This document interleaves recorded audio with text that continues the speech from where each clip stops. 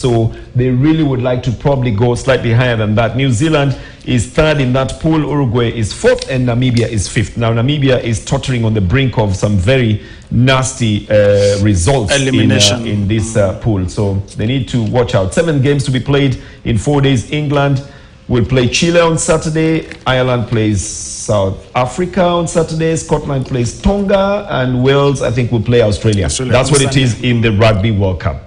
Great. So we know that good things are going on there. We have some news on soccer as well. Let's go to the CAF Super Cup. This one, I'll just tell you for straight. It's like a charity shield, you know. It's the Champions League winners, who is Al Ahly of Egypt, who are playing the Confederations Cup winners, that is USMA, the Union Sportive de la Medina d'Alger from Algiers. And this ended in favor of USMA, because they won it by 1-0 through a penalty that was converted in the 43rd minute with Zay Belaid. So now they are the Super Cup, they have the bragging rights for that. But moving on to the KPL results as well, we had football being played over the weekend on Sunday especially, and there were a couple of matches there. The big winners were Gor Mahia. They beat the City Stars 4-1. I think it was their 13th meeting in all competitions, and City Stars have never won any of them. They have drawn twice, so Gor Mahia reigned supreme on that.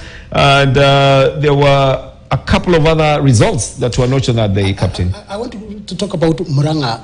But Muranga they have come from the first division. I think they're feeling the pinch now. No. Muranga still was on top for 2 weeks. No, but they lost one match. Yes, they have only lost one match. You see, I mean, always give credit to those guys who are coming from behind, and at the end of the day, they are able to beat the big giants. Yes. Yeah, and that's why for me, you know, I would always say Muranga, you know, go.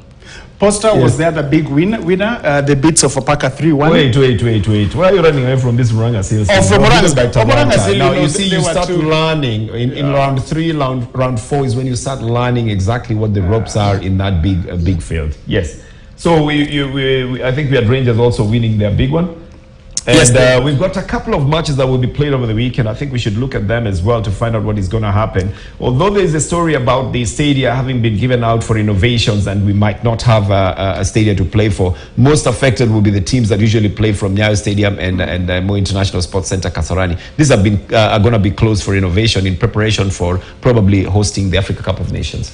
Yes, Bernard, the stadiums were given away, I think, to KTN. So where do you think these matches will be played then? So we have Police versus AFC Leopards. Because this is a big match. I don't know whether it will fit in any other stadium. Maybe it will be played at the Ulinzi. Maybe I suspect it will be played in Ulinzi, because Ulinzi this weekend is playing on Sunday. So this can be played there on Saturday. Tusker is also a big match here. Tusker has their own ground as well, and Biko versus Talanta, who won their match the other time. Yeah. Great.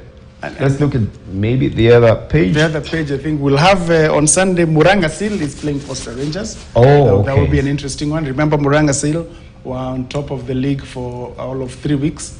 They're playing Posta. 2 of them, so they're playing Posta. Yeah, so the big one is actually Gor Mahia Kakamega Homeboys, because can I say something? Sorry. Yes, the chairman of Kakamega Homeboys has really told Gor Mahia that they're going to lose their unbeaten record in this. He talks a lot. He does, and this banter is very good, but sometimes I think it's a little bit over the top. Of course, you know, sometimes you may say a lot, but if you don't perform, then remember the fans and everybody else will come for you. Okay. Yeah, exactly. On the issue of the stadia being handed over, I think the CS for Sports, Ababuna Mwamba, said something about it. Let's just hear what he said so that we can get the correct perspective of what's going on. This ministry has paid attention to developing a comprehensive master plan for sports and arts infrastructure. And I'm very happy to announce to the people of Kenya that today, Kenya now has a concise, comprehensive, robust sports and arts infrastructure master plan. And that master plan has very clear targets, very deliberate, very intentional, very structured targets. We are going to modernize the venue operation center. We are going to target the pitch here and going to rehabilitate the underground drainage and also replace the tartan we are standing on. The 4 stadia that we want to do renovations, build a new one, is for purposes of hosting the AFCON 2027. And we have designed in a manner that then it fits the AFCON standards, like you've been told. And basically why we are here today is just to present, to hand over this project to the Ministry of Defense. Concise, robust, comprehensive master plan. That's what the CS for Sports has said. What my interest is this, if you look at the design, especially from the pictures that we just show, yes. My interest is this: how are you going to do a complete stadium already? That you have to make it to the modern one, because remember that it's supposed to have an umbrella. The refurbishment. Because remember that we are looking at that. They have a master plan. They have a master plan. I don't know what the master plan looks like. I would like to believe the CS because he was really convincing in that talk. But of course, it's long overdue. It's something that we have really needed. It should have been done a long time back.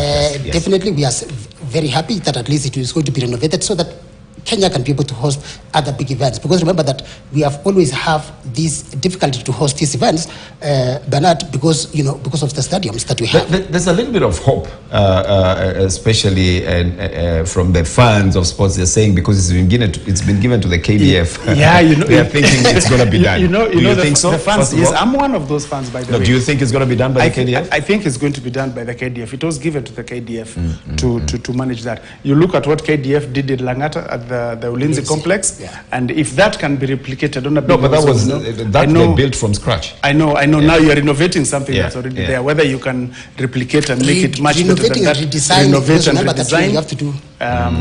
We wait and see, Bernard. It's all right. It's a wait and see, as they say. Let's take a little break now. When we come back, we're going to be talking to the men who were on the field when Kenya actually won a ticket to the Olympics. The two captains are here with us, plus the team manager, Steve Sewe, is also here with us when we come back. But also remember, we want you to interact with us. The question is between Faith Kipyegon and the Shujaa team that won a ticket to the Olympics. Who's your favorite this week? At Bernard_Sports, at KShege_Sports, and at Wilfred Bungay.